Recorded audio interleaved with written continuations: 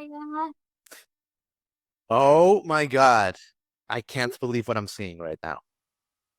Janet Devlin, look at you. You're too How, sweet. How am I doing? what's doing? What am I doing? I'm at the studio, as I am most days, Okay. and I just got back from horse riding. So, is there any? Amazing, Janet. How are you doing? I'm doing great. Well, as you know, we're in Thanksgiving here in America. So I live in Nashville, but I'm in Miami now with my family. But I had to talk to Janet Devlin. It's been 3 years.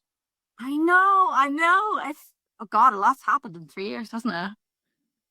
I know. And we'll cover that. And Emotional Rodeo, by the way, at the album, it's out now.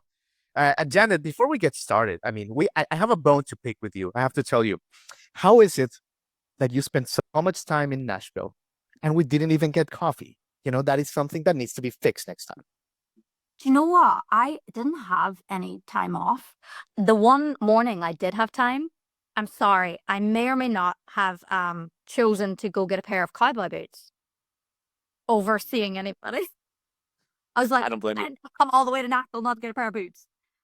No, I know. And I'm messing with you. Like on the list of priorities, seeing, Jamie the journalist is probably like between 500 and 600. So I get it. I'm messing. Next time, because apparently there'll be a next time. So I'll hit you up. We can have a coffee. Of course, there's going to be a next time. You are like Miss Nashville. This album is amazing. But let me start with this, Janet. I mean, last time we talked was actually November of 21. I checked. Your growth, your personal growth is all over this record. I just feel it. I just sense it. It's great to see. Let me ask you this, Janet. How are you different today than 3 years ago? What are some of the clarity that you have in your life now for the past 3 years? Oh my God, a lot. Like when I say a lot's happened in 3 years, I mean it, not just musically. And so I got a good psychiatrist, which step one to wanting to be a better person, I genuinely recommend that. He's even thanked in my album credits. Like that man changed my life because I found out I had, a couple of mental health things and ADHD and whatnot. Got medicated, got on a treatment plan, and oh my God, my life is just so much easier, so much better. I feel for the first time, like the past 2 years, especially, because that's when I've been fully on it, on treatment and things like that. Like ADHD meds, I can actually get my work done and then have time to be a person. And I don't feel bad and anxious and guilty for not getting the things done, even though I really wanted to. I just couldn't. And I'm a generally happier person. And then it translated obviously into my music because I finally learned the best way that I write songs, the most efficient way that I write songs. Um, I've been able to just access a creative part of my brain that I didn't know was there. So if anyone's listening and they're worried about getting mental health help because they think it will make them a bad writer, 10 out of 10 incorrect. It can only make you a better writer, in my opinion.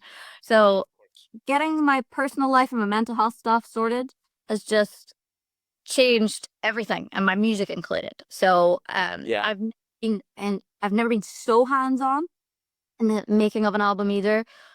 Because with this, because I grew up listening to country music, so it's like I knew exactly what I want, I knew exactly how I wanted it to sound, I knew all that going into it. And because I'm more confident and because all of these things, I'm able to go in and, just ask for obviously politely, but I know what I want more and it's been phenomenal. Absolutely. And I can just sense it. I can just sense your energy. And we've been following your journey and we're really proud of you. Like, your journey. It's great. But Janet, let me ask you that. I mean, like you've always been like a leader in like mental health, ever since your X Factor days, you've always like talked about it. So I think you're very well qualified to answer this question. What makes a good psychiatrist? Like what is it? Like what is a good psychiatrist that can help you unlock it? Oh my gosh. See, I feel like I just won the psychiatrist lottery, but also it's good therapy as well because I've not that I've completed therapy, right? But my therapist, that I went to literally for 3 years, just every week. You want someone, right, that's gonna be able to hold you gently and kindly and lovingly and empathetically in one hand, right? But also who's going to challenge you and push you and make you actually stand face to face with yourself. Like there were times I left a session and I was like, what a this and she's so this and da da da da. And I'd have to get home and go, hey, Are we angry at the therapist, or are we uncomfortable about the things that have been brought to our attention? And it's any good change is uncomfortable. Change doesn't come easy. Any change worth having doesn't come easy. So she really, really helped. Because normally with what I have is borderline personality disorder, psychodynamic therapy isn't normally recommended, and that is the posh word for talk therapy. But I got my psychiatrist to talk to my therapist, and he's like, "No, she's perfect. She's gonna be great." And she was. And now I go when I need, like if something really big happens in my life and I need extra help, I go and see her. But at the minute, I use my therapy money to ride horses, as because that's one of my favorite types of therapy.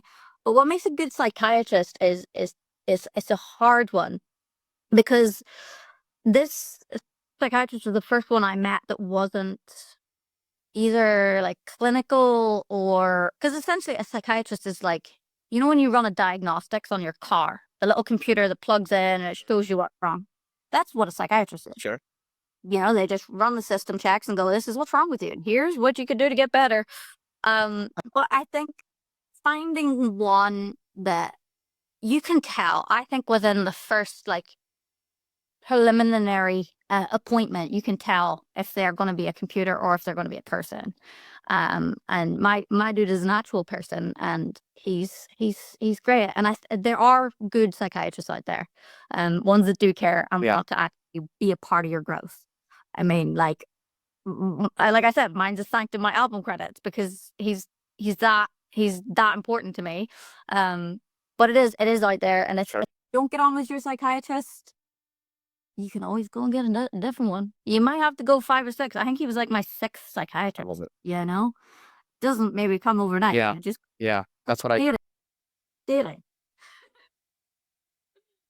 yeah. Love to hear it, Janet. Let's pivot to Nashville here. I mean, you recorded this album at Blackbird Studios in Berry Hill. That must have been insane, right? I mean, for my audience, that is one of the great studios in Nashville. I mean, Queen recorded it. The people that have recorded there are pretty much like everyone and anyone. How was it? How was it to just walk into those walls? Did you feel the magic? Like, did you get nervous, exciting? How was that?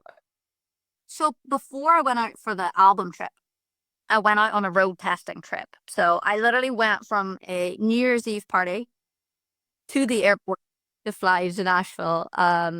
Last year, it must have been last year, yeah. Because the musicians out there work very differently. You know, it's all done in the room all together at the same time, which Sure.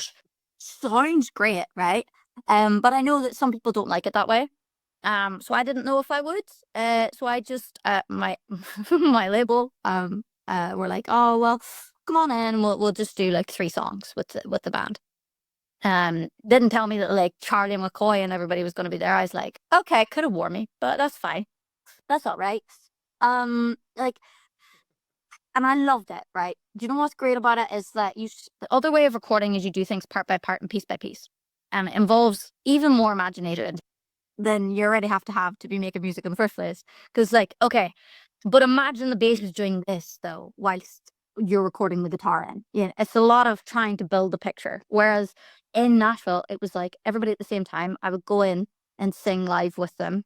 And then from there, if I was happy with the vibe of what they were given, then I would go stand in the control room. And then I can navigate and I can be like, oh, I want a bit more like this, a bit more of that, and a bit whatever.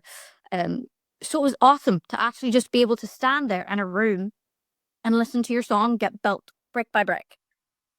And you know, you never do really than 3 takes, and it's a great way to work. I was absolutely petrified. Obviously, the first time I went over the road trip because I'm like, oh God, I have to sing live with the band. What if I mess up? What if they think I'm crap? What if they hate my songs?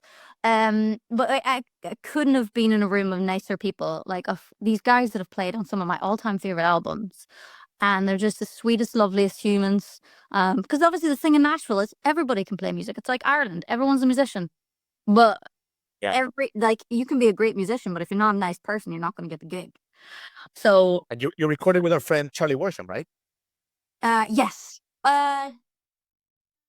Yes. I think I saw him. I think I saw him in one of the press releases or something. Yeah, friend of ours. But anyway, yeah. I'm not, You I'm not very best. he played oh sorry. He played banjo and guitar. Because we didn't have him for the first 2 days. He was in for the third day. Because I was like, Charlie. Because we have McCoy as well. So I was like, oh. And Anyway, yeah. I know, I know, no, all good, My all good. producer had the biggest man crush on him. Like I was genuinely sat there like, okay. He's like, so if you had to if you had to marry one of the band members, like who would it be? Like it'd be Charlie, right? And I'm like, bro, this guy. And he is lovely, but it was just so funny just to watch my producer just freak out. But no, he was great. Like talented, great guy. Yeah. Awesome. Awesome. Jan, I'd love to hear it. And this record is amazing. They must have been shocked at how much like country you had in your bones. I mean, this album came out like it sounds like a 90s like Chicks, Martina McBride, like just like Shania Twain record. Like, were they amazed? Were they amazed that like this like Irish girl with her wits came in and she's like, I know my shit. I know what I'm doing, guys. No, do you know what? Most people obviously in Nashville know the history of like country music and how the Irish go into the Appalachians with their fiddles. Had a big had a big impact on it. Obviously there's like loads of communities involved in it, but I hear it even to this day. Like I listen to quote unquote American country artists, and they'll do a little bit of Sean Noss, which is an Irish style of singing where there's like a certain flick in the vocals. It's hard to explain, but if you look up Sean Noss, you'll get it. And I'll go, like Mm. Chris Stapleton, listen to him singing. And he did a little bit of the Sean Noss, and I goes, I bet you that man's from home. This is years ago now. I'm talking, before he released the album that mentions his lineage, and I was like, that man's from my part of the world. And I was right. His ancestry goes back to Northern Ireland, where I'm from. And a lot of the singers that do that, you look them up and you're like, oh yeah, you do have Irish ancestry. There's like wee hints of it still there. But do you know any of the compliments that the band gave me? It was it was phenomenal. Like Charlie sat me down at the end of the session, Charlie McCoy, Mhm. and he was just blowing smoke up the songs, and I had to pinch myself. I was like, I can't. I'm really bad at taking compliments, just in general. But having like Nashville native musicians and whatever telling you lovely things about your songs Right. kind of hits different. Like, kind of really hits different. So, I don't know if they were surprised, but they were just very sweet and complimentary. Yeah. I'm sure they loved you. I mean, your energy in Nashville, like, I mean, I can see the whole city just falling in love with you. So I love it, Janet. Thank you for your time, Janet. Just a couple more questions here. Let me ask you this. The singles, I was listening to your album, like past couple days on research, and the thought that kept coming to my mind, Janet, was like, I don't know how I would pick the singles for this thing. I mean, you picked Red Flag, which is amazing, but like I was thinking, like, man, like I love Country Singer, like Cigarette Sweets, like Mm. I would have had like just picking the track listings album because there's like no filler. Like, how the hell did you even do that? Oh God. Well, the first problem was picking the album track list, and like that was because I did 24 songs in like I did 21 songs in 3 days, and then I had the 3 songs left over from the first trip. So I had a lot of songs to pick from, and it was really hard. But picking the singles, Emotional Rodeo was an easy one for me, the first one. And that did really well. It was the first time I'd ever been in the big top 40 here in the UK. Yeah. And that was great. Do you know what? I needed that for the first single to be like, no, you're right, you're doing okay. So like the funny thing is being like, I've never had this much success with any of my previous works. So that's incredibly validating, obviously, throughout this experience. But picking singles is difficult. Like I was almost picking certain singles, so like Daddy and Country Singer. I picked those solely because I was releasing in summertime.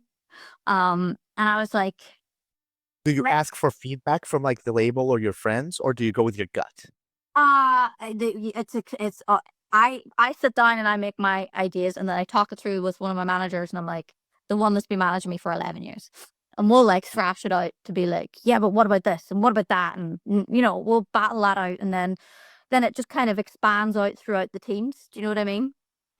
So the first three I picked, and then because we'd come out of summer, because like because you have to make so much content, right? Obviously, for now being an artist and things like that. And I don't mind. I like content. I like making it. But I was like, can I just do the up tempo ones in the summer so I can be outside gallivanting and having fun? And then ballads and slower songs in the winter because I don't need to be outside in tiny dresses, you know. So I kind of let the label pick the red flag, and they've picked the next single as well, Best Life, and they're doing really well. So Yeah. I think it's always like a collaborative experience. Even choosing the track listing, there's a few songs on there that when I started even recording them in Nashville, I would never have said they would have made the album. But you have to be open minded as well. Like you just because you have a preference for something doesn't mean it's gonna hit the same way. Right. I get And yeah, I mean, I love them all. They're my little babies, but sometimes it is a case of like, okay, what music video could I imagine or visualizer could I do? And what content would I be able to make? Because I have to make a video every day for TikTok. Like what's gonna give me juice to make assets almost? So it's a lot of everything, but quite a collaborative effort within all the teams. Love to hear it. All right, Janet, you've been so good with your time. Let me leave you with this. 2025 is here, basically. What does success look like for Janet Devlin 2025? What does success look like? Do you know what? Success for me is because I'm indie, right? And I've been independent my whole career now. Of the 11 years I've been putting music out, and do you know what? Every year that I've completed a year in the music industry, and I've paid my rent, and I've ate food, and I've made music, I'm like that is success to me, right? Um, that's the baseline. And beyond that, that might sound like I don't aim for the stars or I don't dream big. I do. I do. I work hard and I try my best. And I'm just always hoping for more. Because everyone just wants more. You want more listeners, more bums on seats, you know, like more people buying your music. And that's kind of the way I live it. And my idea of success is just being able to do this, you know. I love it. How well you're doing it. You're awesome. You're growing spiritually. We feel your energy. Janet Devlin, what an album. Congratulations on your journey. And listen, can't wait to see you when you come to Nashville. But thanks for everything. And thanks for seeing you again. Oh, it's so nice to see you again. Thank you so much for your time. I really appreciate it. Hi, everybody. Thanks for watching. Subscribe here for the latest from the show. Also, be sure to check out more of the best clips from J-Rod Concert Media.